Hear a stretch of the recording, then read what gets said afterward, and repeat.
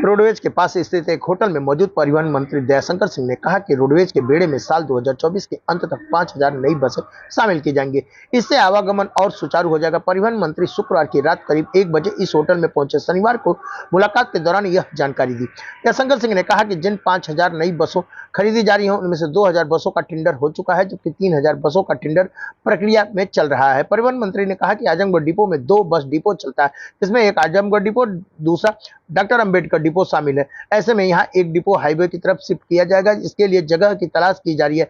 इसके लिए डीएम आजमगढ़ को पत्र भेजा जा चुका है। परिवहन मंत्री ने कहा कि आजमगढ़ नया आरटीओ भवन बनाया गया है, जिसमें कार्यालय शिफ्ट हो चुका है। यहाँ पर डीएल बनाने के वालों की ट्रेनिंग सेंटर भी सक्रिय हो चुका है। सभी काम ऑनलाइन हो चुका है। सुल्तानपुर आभूषण की दुकान में हुई करोड़ों रुपए की लूट में शामिल एनकाउंटर में मारे गए बदमाश मंगेश यादव के एनकाउंटर को सपा प्रमुख अखिलेश यादव ने फेक बताते हुए जाति देखकर एनकाउंटर करने का आरोप लगाया। इस सवाल के जवाब में दयाशंकर सिंह ने कहा कि सपा प्रमुख अखिलेश यादव जाति की राजनीति करते हैं, जबकि अपराधियों की कोई जाति नहीं होती है। मंगेश यादव आभूषण की दुकान में घुसकर गोली चलाते हुए लूट कर रहा था। पूरा घटनाक्रम सीसीटीवी कैमरे में कैद है। इसके बाद भी सपा इस पर राजनीति कर रही है। एक सवाल का जवाब देते हुए परिवहन मंत्री दयाशंकर सिंह ने कहा कि भाजपा जिन 10 विधानसभा क्षेत्रों में उपचुनाव हो रहे हैं उन सभी सीटों पर जीत दर्ज करेगी। विपक्ष का जनता सफाया कर देगी। मठाधीश और माफिया में अंतर नहीं है। अखिलेश यादव इस बयान पर प्रधानमंत्री ने कहा कि यह तो वैसे ही की बात की दिन और रात को कोई एक कर दे। कहा कि समाजवादी पार्टी की सरकार में माफिया ही सरकार चलाते थे। उन्होंने अमेरिका में राहुल गांधी के दिए बयान की भी निंदा की।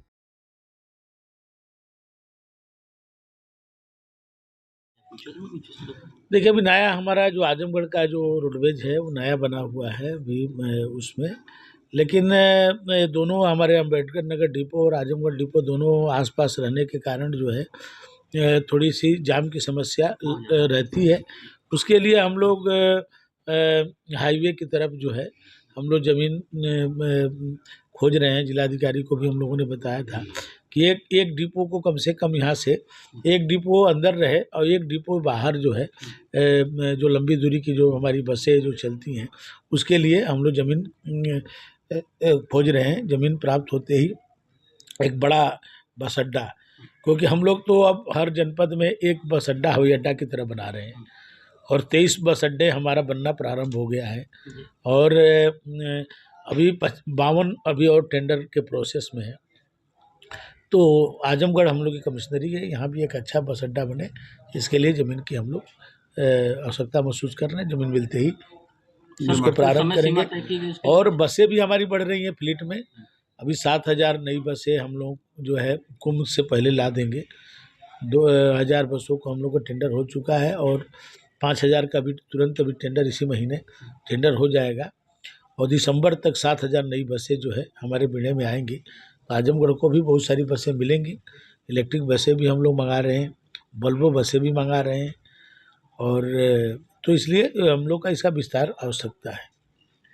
सर, जैसे कल स्वर्गीय बलवंत सिंह जी की पुण्यतिथि थी। हम सब के विद्यार्थी जीवन के साथी नरसिंह उनके पुत्र हैं, उनकी उसी में मैं कल आया था। फिर आजमगढ़ हमारी कमिश्नरी है तो यहाँ लंबे समय तक काम भी किया हूँ। पार्टी में कार्यकर्ताओं से भी मुलाकात करना था तो मैं रुक गया। कुछ विभागीय निरीक्षण भी करना है तो इसलिए आज आजमगढ़ में हूँ। तो रोडवेज का सर्वेक्षण करना है, आरटीओ का कार्यालय शिफ्ट हुआ है क्या? आरटीओ कार्यालय बन रहा है, बहुत जल्द जो है यहाँ पर आरटीओ कार्यालय को उसमें शिफ्ट किया जाएगा। दूसरा यहाँ पर ड्राइविंग ट्रेनिंग इंस्टीट्यूट भी बनाया गया है, वो भी कंप्लीट हो गया है। उसमें भी अब जो है ऑटोमेटिक ड्राइविंग टेस्टिंग होगी, अब मैनुअल नहीं रहेगा। अभी तक विभाग में मैनुअल टेस्टिंग होती थी, अब हम लोगों ने ये निर्णय लिया है और 14 जगहों पर ऑटोमेटिक ड्राइविंग ट्रेनिंग इंस्टीट्यूट हम लोगों ने बना दिया है, जिसमें आजमगढ़ भी है। अब वहाँ पर उसका ऑटोमेशन हो रहा है। ऑटोमेशन के बाद जो है अब मैनुअल नहीं होगा, वो कैमरे से जो है उसको ऑब्जर्व किया जाएगा और ऑटोमेटिक जो है पास और फेल जो है 8 प्रकार का टेस्ट होगा उसका और कोई भी मैनुअल नहीं रहेगा, कोई किसी को पास नहीं कर सकता, कोई किसी को फेल नहीं कर सकता। वो 8 प्रकार का ऑटोमेटिक टेस्टिंग है। कंप्यूटर अपने आप जो है कैमरे के माध्यम से ऑब्जर्व करके उसको रिजल्ट निकालेगा। तो ये बहुत एक फेयर होगा और दक्ष लोग ही ड्राइविंग लाइसेंस प्राप्त कर पाएंगे। तो आजमगढ़ में भी माननीय मुख्यमंत्री जी ने उसका उद्घाटन कर दिया है। उसका ऑटोमेशन करके अब हम लोग उसको संचालित करेंगे। सर, आजमगढ़ रोड पुलिस भी उसका पीछा नहीं छोड़ रहा है। डीजीपी साहब ने पिछवाड़ा करके सब कुछ स्पष्ट कर दिया। इसके बाद भी एक ही रट लगाए हैं कि फेक इनकाउंटर है। देखिए, वो सदैव जातिवादी राजनीति इन लोगों ने किया है और जाति को एक लेकर के बात कर रहे हैं। अपराधी की कोई जाति नहीं होती है, हर जाति में अपराधी हैं और सब पर कार्रवाई हो रही है। और आप देखे होंगे मीडिया के माध्यम से ही पूरा देश देखा कि दिन दहाड़े ज्वेलरी की दुकान में घुस करके उसका करोड़ों की संपत्ति लोगों ने लूट लिया। पूरा वीडियो है और पूरा देश देखा। उस पर चिन्हित किए गए अपराधी और कुछ अपराधी न्यायालय में समर्पण किए और इस पर 1 लाख का इनामी घोषित किया गया। तभी ये पुलिस से भागता रहा, पुलिस के मुठभेड़ में मारा गया। किस जाति का अपराधी न मारा गया है? आप देखिए, योगी जी के सरकार में पिछले 7 वर्षों में कोई ऐसी जाति नहीं होगी जिसके जाति में अपराधी हो और उस पर कार्रवाई न हुआ हो, क्योंकि ये कानून का राज स्थापित हुआ है। अपराधी अपराधी होता है, उसकी कोई जाति नहीं होती है, उसकी जाति अपराधी है। तो अपराध मुक्त उत्तर प्रदेश किया गया है। आज या तो अपराधी जेल में है या उत्तर प्रदेश छोड़ करके भाग गए हैं। इस तरह के दुस्साहस करने वाले लोगों को सरकार किसी कीमत पर बर्दाश्त नहीं करेगी कि दिन दहाड़े लूट करें। समाजवादी पार्टी की सरकार थी, लखनऊ के अंदर पुलिस उपाधीक्षक को समाजवादी पार्टी के गुंडे घसीटते हुए पुलिस अधीक्षक के कार्यालय के सामने से ले गए। पूरा मीडिया देश देखा। आज योगी जी की सरकार है, एक सिपाही को भी कॉलर आप पकड़िए तो उसका कलेजा निकाल लेगा। ये कानून का राज है। आज पूरे देश और दुनिया से लोग आज उत्तर प्रदेश में निवेश कर रहे हैं। आज 40 लाख करोड़ से ज़्यादा का निवेश आज उत्तर प्रदेश में हो रहा है। चाइना से लोग अपना फैक्ट्रियां बंद करके आज उत्तर प्रदेश में स्थापित कर रहे हैं। अभी आपने 2 दिन पहले ही देखा कि माननीय प्रधानमंत्री जी ने जो चिप कितना महत्वपूर्ण है और उसको आज नोएडा के अंदर उसका उत्पादन शुरू हो रहा है, जिससे बहुत सारी चीज़ें जो आज हर चीज़ में चिप की आवश्यकता पड़ती है, हम लोग को विदेशों से मंगाना पड़ता था। सेमीकंडक्टर अब भारत में ही निर्माण होगा, उत्तर प्रदेश में होगा, नोएडा में होगा। ये क्यों हो रहा है? ये कानून के राज जो स्थापित हुआ इसके कारण हो रहा है। उनका आरोप था कि विपिन सिंह जो मुख्य आरोपी है कि अखिलेश जी एरोगेंट हैं, उन्होंने फ़ोन उठाना हमारा बंद कर दिया था, इस नाते गठबंधन उनको तोड़ना पड़ा। देखिए, ये उन लोगों के व्यक्तिगत पार्टी का मामला है। कोई किसी से समझौता कर सकता है, लेकिन ये सच्चाई है कि दोनों की वैचारिक अलग अलग है। मानवर काशीराम जी ने बसपा बनाई, उनका एक अलग विचारधारा थी। मुलायम सिंह जी ने समाजवादी पार्टी बनाई, उनकी अलग विचारधारा थी। और राजनीति में लाभ के लिए कभी कभी लोग अपने सिद्धांतों से समझौते करते हैं। नहीं तो बताइए, समाजवादी पार्टी की उत्पत्ति कांग्रेस के खिलाफ में हुई। माननीय मुलायम सिंह जी जीवन भर संघर्ष करते रहे, लाठी डंडा खाए, आपातकाल में जेल गए और उनका बेटा जो है उनकी पार्टी को उसी कांग्रेस के गोद में दे दिया। तो मानवर काशीराम जी भी एक विचारधारा के लिए एक बहुत बड़ा जन आंदोलन खड़ा किए और ये लोगों ने एक सत्ता के स्वार्थ के लिए 2019 में एक हो गए। जबकि दोनों को पूर्व और पश्चिम कहा जाता है, दोनों की विचारधारा अलग अलग है। लेकिन कभी कभी राजनीति में होता है कि आदमी जो है विचारधारा को तिलांजलि दे करके सत्ता के लिए एक होता है, ये लेकिन ये सफल नहीं होता है। ठीक है, थैंक यू। दिया गया और मंगेश यादव था, नाते मार दिया गया। भाई उसको उस पर इनाम घोषित होता जा रहा है, वो समर्पण नहीं कर रहा है, वो भाग रहा है। तो उसको आकर समर्पण करना चाहिए ना, पुलिस के सामने करना चाहिए, न्यायालय के सामने करना चाहिए। उसने नहीं किया तब तो मुठभेड़ हुआ। तो ये कहना और भी बहुत सारी जातियों के लोग मुठभेड़ में मारे गए, क्यों नहीं अखिलेश यादव जी बोले? एक यादव मर रहा है तो चिल्लाने लगे। तो ये जातिवादी राजनीति कर रहे हैं और जातिवाद से ऊपर उठें, देश और प्रदेश के बारे में सोचें और कानून का राज स्थापित होने दें। वो जंगल राज न बनाएं।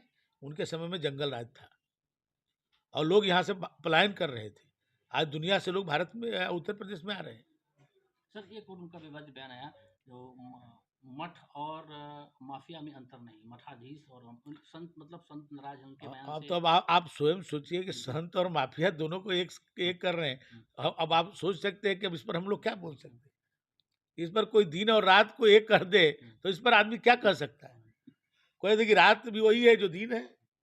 भाई रात में दिखता नहीं है, दिन में जो है सबको दिखता है। तो माफिया तो को संत और अपराधी एक ही बता रहे हैं। ये तो आप स्वयं आकलन करिए, प्रदेश की जनता आकलन करे, देश की जनता आकलन करे। हम लोग क्या माफियाओं बोल के तो सकते घर जाते हैं और संतों को माफिया बता रहे हैं। हैं। जितने अपराधी थे आप देखिए, उनके पार्टी के कोई सांसद था, विधायक था और अब अपराधियों के ही बल पर सरकार चलाते थे। तो सर जैसे राहुल गांधी की जातिगत जनगणना वो उसी पर अटके हुए हैं, आगे बढ़ ही नहीं रहे हैं उससे। देखिए संसद में भी हमारे अनुराग ठाकुर जी ने राहुल जी के लिए कहा कि जिसको स्वयं जाति की पता नहीं वो दूसरे की जाति जनगणना की बात करता है। पूरा देश ने देखा। आप हमसे क्यों पूछ रहे हैं? जब राष्ट्रीय स्तर के नेता इस पर बयान दे चुके हैं तो हम लोग को नहीं बोलना है। तो सर अमेरिका जाके वो फजीहत कराते हैं देश की, आरक्षण पर कहते हैं खत्म कर देंगे और यहाँ लोकतंत्र नहीं है, नहीं तो वहाँ एक भाजपा की 240 क्या एक सीट भी नहीं आती। इस देश पर सबसे ज्यादा शासन किसने किया है? कांग्रेस पार्टी ने। राहुल गांधी जी को कौन रोका था इस देश में? कोई भी जो उनको अच्छा लगता था कि ये देश के लिए अच्छी चीज है तो उसको उनको इम्प्लीमेंट करना चाहिए था। भाई मोदी जी तो अभी 10 साल ही सरकार चलाए। उसके पहले सरकार किसने चलाया? सबसे ज्यादा उन लोगों ने ही चलाया। कोई उनको रोका था? इस देश की समस्या तो उन लोगों ने ही पैदा किया। यदि ये सब चीजें कर दिए होते तो आज मोदी जी को करने की जरूरत नहीं थी। सर जो 10 विधानसभा के चुनाव होने वाले हैं, क्या भाजपा के लिए बहुत बड़ी चुनौती है? कोई चुनौती नहीं। भारतीय जनता पार्टी 10 को 10 सीट जीतेगी। लेकिन लोकसभा का जो रिजल्ट आया उसके लोकसभा का रिजल्ट आप एक रिजल्ट की आप लेके चल रहे हैं। आप 14 से लगातार क्यों नहीं देख रहे हैं? 14 में कौन जीता? अखिलेश यादव जी मुख्यमंत्री थे, उनके पैरों तले जमीन खिसक गई, उनको पता नहीं चला। 17 में वो मुख्यमंत्री थे, प्रचंड बहुमत से भारतीय जनता पार्टी बनी, इसकी बात आप क्यों नहीं कर रहे हैं? अपने घोर विरोधी बहुजन समाज पार्टी को, जो पूर्व और पश्चिम कहा जाता है, दोनों लोग मिल करके भी लड़े तो मोदी जी की लहर को नहीं रोक पाए 2019 में। इसकी बात क्यों नहीं कर रहे हैं? 2022 में वो कहते थे कि 400 सीट हम पाएंगे और 3 सीट में पूरे विपक्ष पाएगा। प्रचंड बहुमत से जोगी जी फिर से सरकार में आए और 30 सालों के बाद कोई सरकार रिपीट हुई जोगी जी के नेतृत्व में। इसकी बात आप क्यों नहीं कर रहे हैं? एक बार गलती से लोगों को भ्रम में डाल करके उन्होंने कुछ सीटें ज्यादा प्राप्त कर ली। उनको खुद आकलन नहीं था और उनके प्रत्याशी भाग रहे थे चुनाव लड़ने से। वो खुद लड़ने में भाग रहे थे। आप देखिए कितने प्रत्याशी उनके बदले गए। लेकिन एक उन लोगों ने भ्रम फैलाई देश के अंदर कि संविधान बदल जाएगा, मोदी जी 400 सीट पाएंगे तो आरक्षण खत्म कर देंगे। इस तरह की झूठ बोल करके उन्होंने कुछ सफलता प्राप्त कर ली। तो गांव में कहावत है कि काट की हांडी बार बार नहीं चलती। और बीजेपी मोदी जी और जोगी जी के नेतृत्व में लगातार 4 चुनाव जीती और ये एक बार झूठ बोल करके लोगों को भ्रम में डाल करके ये उन्होंने। आप बताइए, जब सपा और बसपा एक थी उस समय जो बसपा का वोट था वो सपा को नहीं मिला, सपा का वोट था वो बसपा को नहीं मिला। इस बार आप देखें कि बसपा का वोट भी कांग्रेस और सपा को मिला। ये केवल झूठ बोल करके आरक्षण समाप्त कर देंगे, ये संविधान बदल देंगे। तो ये झूठ बार बार नहीं चलती है। आप देखेंगे 10 की 10 सीटें जनता समझ चुकी है इनकी झूठ को और इसलिए मोदी जी और जोगी जी के विकास पर वोट मिलेगा और 10 को 10 सीट भाजपा जीतेगी। मायावती